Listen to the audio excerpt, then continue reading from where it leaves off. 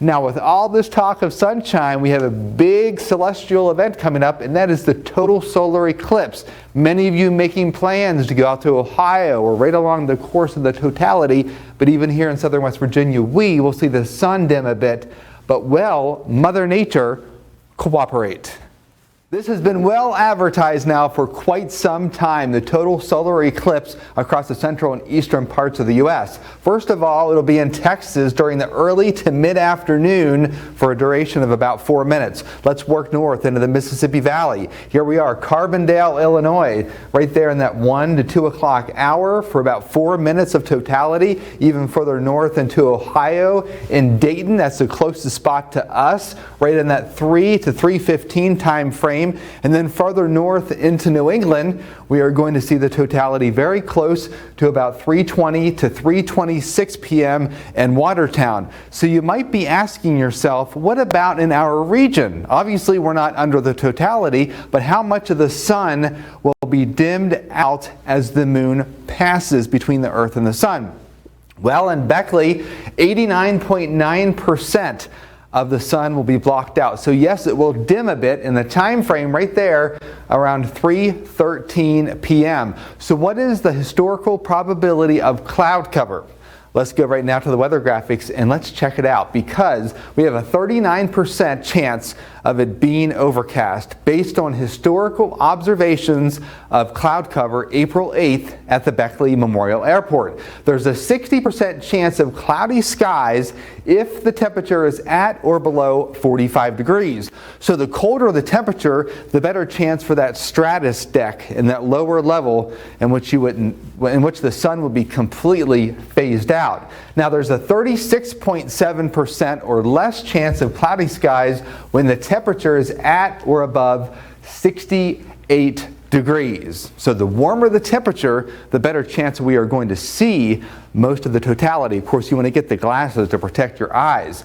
So cirrus clouds is the most likely cloud cover at the Beckley Memorial Airport on April 8th. So what you're seeing here is the probability of overcast skies. When January and February, the best probability of overcast skies is that low stratus deck where it stays dark the whole day. But once we get into later spring, the best chance of it being overcast is that high thin cirrus clouds, which usually the sun can work through, so you would see the outline of the sun. What we want to see, obviously, is totally clear skies across our region for this particular eclipse because it's passing pretty close to it. 52% chance of dry weather based on historical rainfall probabilities in our region. A 48% chance of rain, so obviously a better chance for dry weather. Now, in the last 5 years, only one April 8th was dry. We haven't really gotten much luck there. Here is my forecast for the eclipse for southern West Virginia. Think a low temperature of 48, a high of 67, and a few high cirrus clouds, but I believe that it's going to be dry. Now, when I look at the trends for April 8th across the country where the eclipse is going to occur in the path of totality, I believe that during the early to mid-afternoon, there will be isolated to scattered thunderstorms from Texas into the mid-Mississippi Valley.